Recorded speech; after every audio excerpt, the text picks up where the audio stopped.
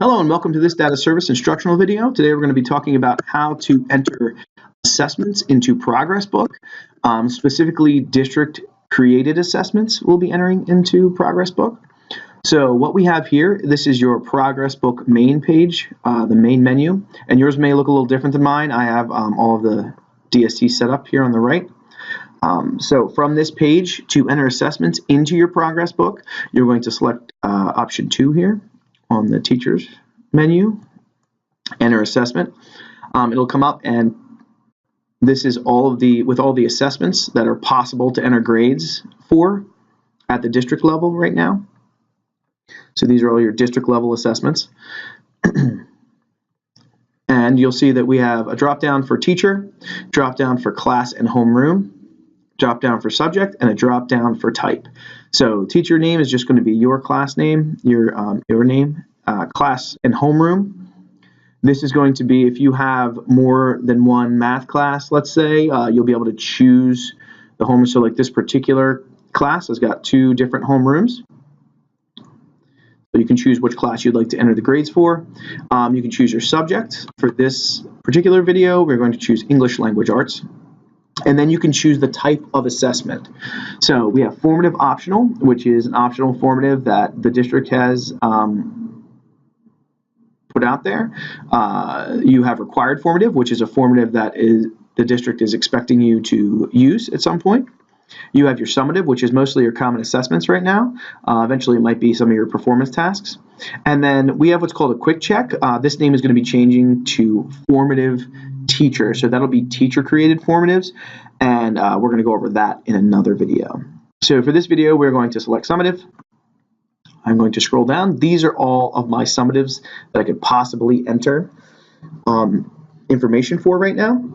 And you can see that they are in order by date. So they usually go in order with the actual units for the year. All right, you have 2 options here. You can bulk edit or view and edit a single student. For this video, we are going to start with view and edit a single student. Now, this particular assessment already has a little bit of data in it because I've shot this video like 6 times, so I keep putting data in. So this is what that screen will look like. This is your view individual students. So you'll see you have your edit buttons to the left here in the left column. You have the student names in the column next to that. Right next to that is the date of the assessment and then your question numbers. So to edit a single student's assessment, you would click on Edit next to that student's name. And then it'll bring up the actual question numbers down the left here, and then the options for grading right next to that column. So you're going to want to put the date that the assessment was taken in the date. That's important. You don't want to use the date that you enter the data. You want to use the date that the assessment was taken because it actually keeps the date in mind when it factors the power law, which will be another video, but your grade will be dependent on the date. And you also have your rubrics here to the right. And remember, this is for one single student. So I'm entering an assessment for a single student. If I would like to view all my rubrics, I can click on View All Rubrics. And then it gives me the descriptors, and it tells me the proficiency levels. So if I'm looking at this particular question 1 here, which is tied to standard RF2A, I can look at my rubric and decide what proficiency level my student is at. Then I'm going to enter the number that's related to that proficiency level. So for this particular one, RF2A, the student got progressing. And then I can just scroll down and do that for all of the questions in this assessment. Once I have completed that, I will go ahead and click Save to save my scores. And it brings me back to this page where I can edit individual student data. So that is one way to enter data into your progress book. Let's see, we will go back to the main menu. We're going to enter assessment again, and this time let's look at what it would look like to bulk edit. So we are going to, let's bulk edit the exact same assessment. So English Language Arts, our summative. We're going to come down here, select Unit 1, and we will bulk edit. So on this screen, you will see that all of your student names are down the left side again. Next to them are the dates. Again, you want to make sure that you're putting in the date that the student took the assessment, not the date that you're entering the data.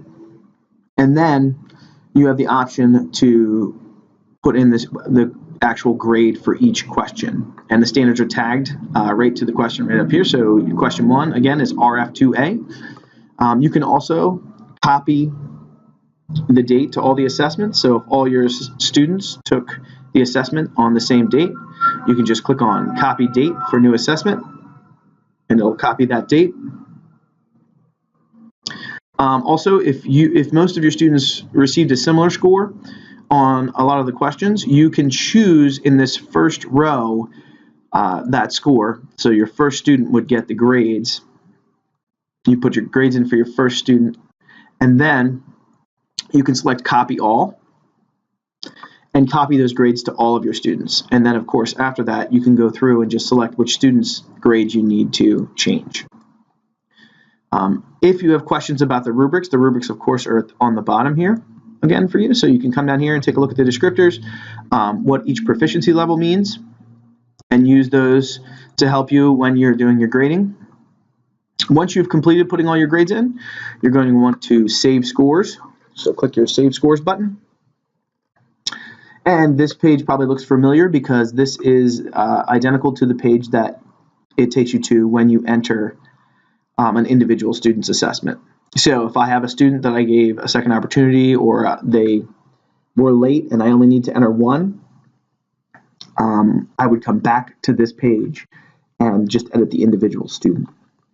And it also shows your proficiency level for each of your questions.